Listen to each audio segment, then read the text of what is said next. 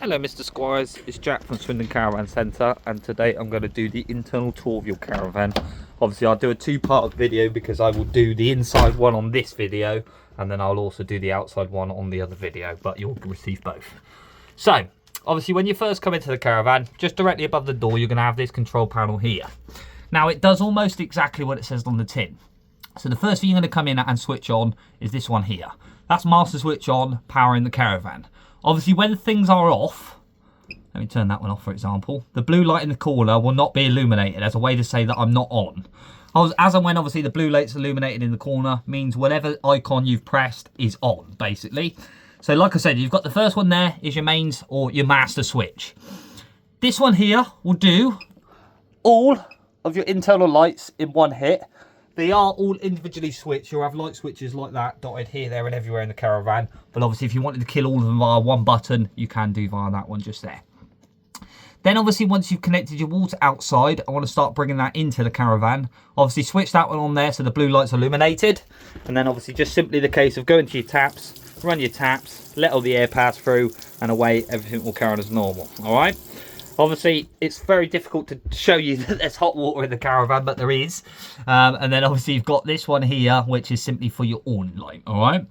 Now, really, if you want to keep it nice and easy, you're going to just focus on them 4 buttons, and you can leave the rest alone. But obviously on this screen here, you've got some readings. So what you've basically got is, let me go back round to the start. There we go. So the first one, so leisure battery is charging. We're on 13.4 volts, generally pretty good. Obviously at the moment it'll be a slightly inaccurate reading because we have hookup in the sort of charging as we go in. But as and when you want to, feel free to have a check. Vehicle battery, again, when you as and when you connect to your vehicle, that would then become relevant to that. And it would simply give you the same readings as what you get for your leisure battery, just telling you it's charging and what your voltage is. All right. Solar power, I'm unsure whether you have one. Let me just double check through the cupboards. Don't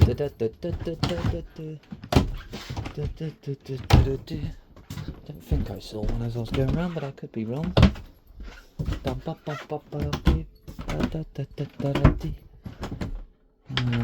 So no, by the looks of that, is a no. But obviously if you ever did, at whatever time, get a solar panel, up here would tell you what amps it's drawing into charge said battery, all right? Then obviously select battery. You can ignore this one because that's basically where these panels could be fitted onto motorhomes, and at which point it would then have a vehicle battery and a leisure battery. But as far as you're concerned, you only have the one battery, so it's irrelevant to you. Just ignore that. Then obviously dim and adjust. So we've put those top strip lights up there. If I press and hold this bottom arrow and keep an eye on those, they incrementally die down as like a dimmer. All right, obviously you don't have to, but the option if you want to dim them down, you can do so. And then obviously that would just be set the hour. That is just that clock at the top there. Use this arrow to go through the time. Unfortunately, if you go past it, there's no sort of back button, so you'll have to cycle back round. And then obviously minutes, same principle. And then this panel here, if you ever set, let's say for example, we had a problem with the control panel and you didn't know how to amend said problem, you can give us a call or someone else a call and tell them that name at the bottom there. And that's basically the programmer that this panel uses and can point us in said right direction to helping you out. And that is all that panel does. You've then got this one for your heating and hot water. So start by just turning it on with this button here. It does a little animation on the screen, then comes to this one here. If you then just press the menu button, will take you to this one. What you've basically got is the top one is your internal temperature. So you can go all the way up to 30 degrees of that and sit near far more toasty, but just plus or minus to you see fit. It goes up by 0.5 a degree, again, just plus or minus to you, whatever you see fit. And then obviously your next one here is for your hot water. So obviously it will start off like so. Then what you've got is your half-filled triangle, is what I call eco mode. So that would be, let's say you're all round just normal washing up, basic hot water, all right? Now, let's say for argument's sake, you was going to have a shower in the caravan. Let's say 15 or so minutes before you got in, fill the triangle like that, and that goes to what they call a boost mode. So essentially what that does is makes the hot water that much hotter so that when you use the shower, you can use a lot more cold to have a longer shower. Because obviously with a caravan boiler, you only tend to be 15 litres of hot water. So it tends to be a sailor shower, but that will just help prolong that.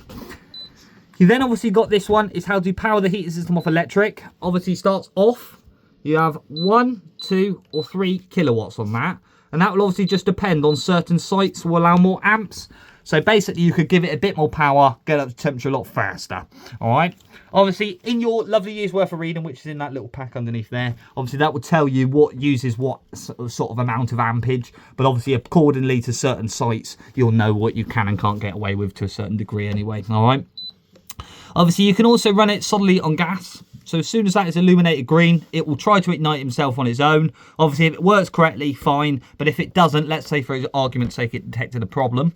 The panel itself will give you a very loud audible beep. There's a green light in there that will no longer be green. It will be orange or red, one of the two. And then somewhere on this home screen here, it's usually across the bottom somewhere, it will say gas failure, electric failure. It becomes fairly obvious that there is an error somewhere along the lines, all right?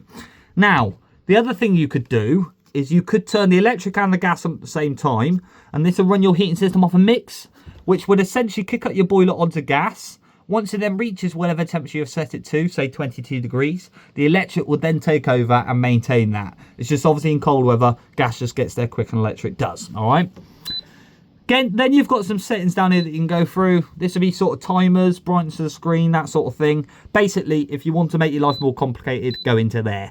Obviously, if say, for example, you press something on this panel and you didn't know how to reverse it, you have the reset button up here that if you press it, it basically says reset system, are you sure? Then you could go reset, would take you to, as we are now, factory settings and have another go. Because it really is, especially with that one and that one, a bit of trial and error. Have a play about with it. There's not much you can do up there. It's going to blow up the caravan, he says. Don't be the first. And then if I get all this up, and then underneath here, we've obviously got your boiler, all right? Which as a whole, leave the boiler alone. That will do its purpose as and when it needs to. All you're focused on is your yellow tap just down there, which in that position there, or that position there, let's say horizontal, locks in the water to carry its journey taps. And that doesn't matter whether it is that way or that way. They do exactly the same job. The only different position from that is in the vertical position like so. And that will obviously drain, as you can probably hear, straight out underneath you. Now, what I tend to say to do, that when you're not using the caravan, regardless of how long you're packing it away for, just leave that tap up. Because whilst you tow, it sort of shakes to and from and helps any residual water come out as well. All right? Then you've got this little white tap here, which is basically what they call a pressure switch. So if you're ever having issues with your flows of your taps or want them to be stronger, weaker, whatever, that is basically what that tap does there, all right? Now, what I will say about that tap, if you're going to do it, make sure you do it very, very minimal sort of adjustments, because it is a very, very, very sensitive tap, all right? Worst case scenario, you can either YouTube it or you can even ring us up and we can give you a sort of a step-by-step guide of how to adjust that if that is something you're wanting to do, all right? Then obviously you've got this blue box here. It's simply the brains for your motor mover. Obviously we'll go through that in a different video, but I will show you that anyway so you can know on that how that works and stuff like that. But as far as this box is concerned, you don't need to touch it. It's activated by other bits and bobs, which obviously we will go through as well. All right. Then on the top there, you have some fuses. These ones will do all exterior lights and your fridge, all right? And then you've got a unit inside or underneath here, which is a bit more internal side of things, which I'll obviously show you as well, all right? So then if you pull down that door there, you've got what they call a power supply unit, all right? So again, you've got some fuses and some trips. We haven't left you completely blind with those ones. That sticker there tells you all those fuses do and what all the trips do over there. Let's hope you never have to touch them, but if you do, obviously there they live. Now, the other thing I'll say is, let's say for argument's sake, you've come into this caravan, try turning the heat and hot water on, it's not working, all right? Now, what can happen is these are buttons, which basically could be pushed in and out. Now, the light's not illuminating on it, which now makes water heater inactive at that point. So treat it like master switches for the water heater, the space heater, the charger, all right? Because if these aren't on, regardless of what you're doing up on those panels or anything like that, that will not work. They just won't do anything. So they need to be on. The reason I say check these is because what I recommend people to do is that when you're packing it away, I recommend to turn the water heater off. By all means, you can turn the space heater off, but it's not the end of the world if you didn't. But if you turn the water heater one off, Just because it's not impossible for that boiler to turn on and try and heat up water while there's nothing in there. Then obviously it becomes a very expensive job, not what you want. So I always say, if you turn that one off, it just eliminates that from happening. Now let's say for argument's sake you forgot to do so. It's not a guaranteed thing that's going to happen, but obviously if you can avoid it, job's a good one. Obviously, space heater, again, if you want to turn that one off, you can do. But obviously, if you don't have to. And then charger one, again, leave that alone because you want to keep any form of charge ticking over as much as you physically can. And then, obviously, if you ever took it out of the UK, you've got a reverse polarity light here, which this one is not a button.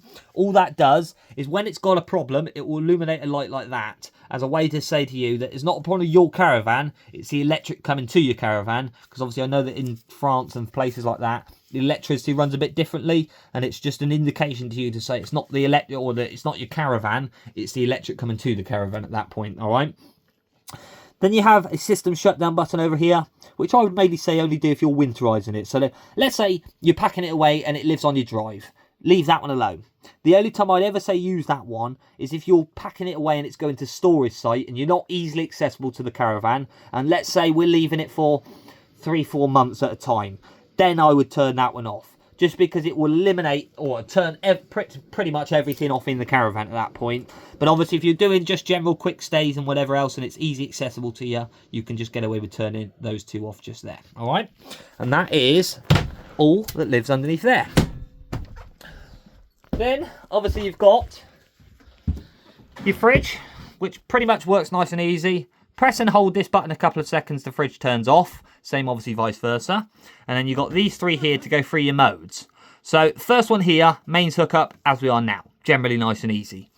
Then you've got this one, is obviously off gas. Again, all auto ignite, so it is, again, nice and easy. And then obviously that one would be off your car battery. So if you was turn from a site, you could get it up to temperature and then obviously switch it over to the gas or electric. Now, obviously when it's working correctly, it will do this. Nothing wrong with it. That's all working, no problem at all. Now, I will try and put it onto the car battery, knowing full well we're not connected to a car at the moment. So therefore,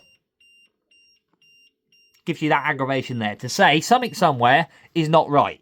Now, most of the time, I notice it with the gas scenario. So let's say you've used gas, it's trying to ignite, or let's say we've used a bottle that you've just ran out of and you've put a new one on. Sometimes the fridge doesn't recognise that you've done that, and it will basically give you that aggravation to say, well, no, you've got no gas, when you know full well you have. So basically what happens is that when it flashes, or when it detects an error, it flashes, and also illuminates that light there, all right?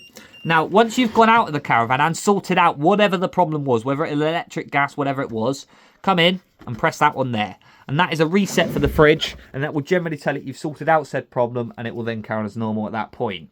Obviously, temperature control, as easy as, all right? Obviously, 1 being warmest, 5 being your coldest. Lovely big fridge space. If you needed any more, that whole freezer section can be removed. There's a couple of toggles just underneath. Slide them towards the centre, and out comes the whole freezer section. And then when you store your caravan for any length of time, you've got this here, which there's like a button there. So if I cover the light so you can see it a bit better, but there's like a button there. And basically what you want to do is push it to the side wall of the fridge, at the same time slide it out. And that's what will happen. And what will happen then is when I shut the door for your fridge, it basically lives on a latch mode to prevent it from going smelly, mouldy, all those sort of things, all right? Obviously, as and when you're using it, just make sure to pop him back like so. But obviously, as and when you're ready or want to sort of store it away, just make sure to pull that out, all right? Then obviously, you've got a cooker, work as your household one does really. Obviously, you've got the 3 gas hobs, 1 electric hot plate. They are all electric ignite, which is just there. So, for obvious reasons, don't drive with that up. It may not be there when you come back in.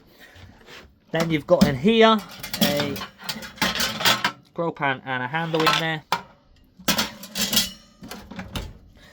Lovely big oven space. And then a bit of storage underneath there for pots and pans and whatever else, right?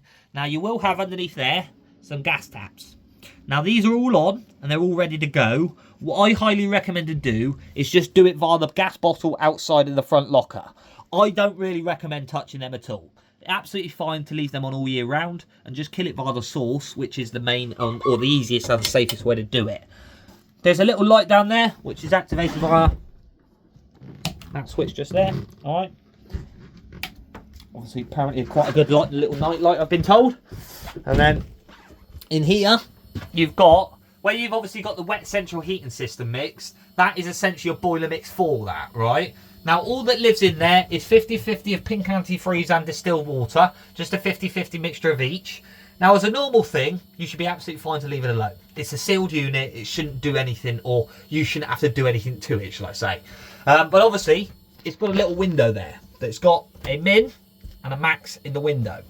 Now, obviously, if you're going in and out of the cupboard and you're adjusting your air, you're storing things, doing whatever, and you notice that that is dropping at a fairly alarming rate, I would probably indicate there's a leak somewhere along the lines. I'd be very, very surprised if you needed to, but let's say, for argument's sake, you needed to top up yourself. That comes off.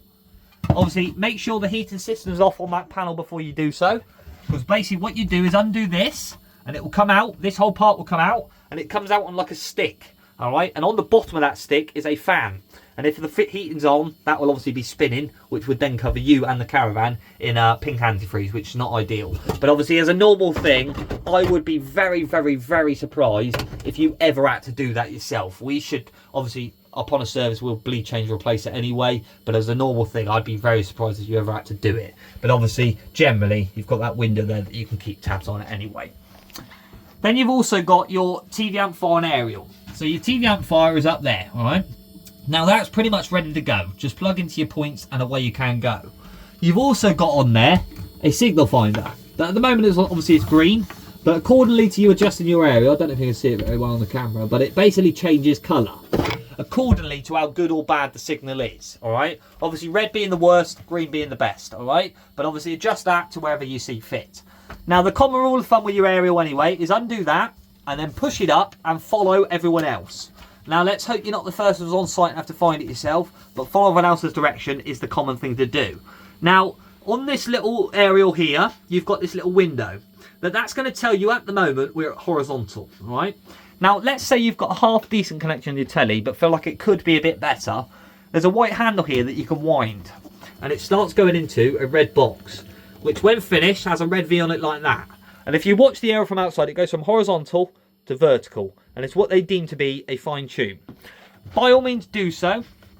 Just when you're finished, wind it back down so it will go no more like so. Undo that there, and then always make sure that green box is in the direction of travel, i.e. the front of the caravan. Just denotes the front of the aerial, makes it aerodynamic as such at that point, and then obviously tighten them up there, and away you can go. Then in there, carpets, for obvious reasons we don't pop down, don't want to ruin them before you've seen them. You have nice underbed storage on both sides, and then obviously again same on this side. Whoever's had it previously to you has obviously left some form of awning of some description or something like that anyway, and then I'm guessing that seems to be, yeah, that's the pump. So yes, you've got a awning in there with a pump just down there as well. And then obviously you've got in the bathroom the toilet, which can seem a lot more complicated than it is. So basically what you've got is the top part of the toilet will rotate and adjust.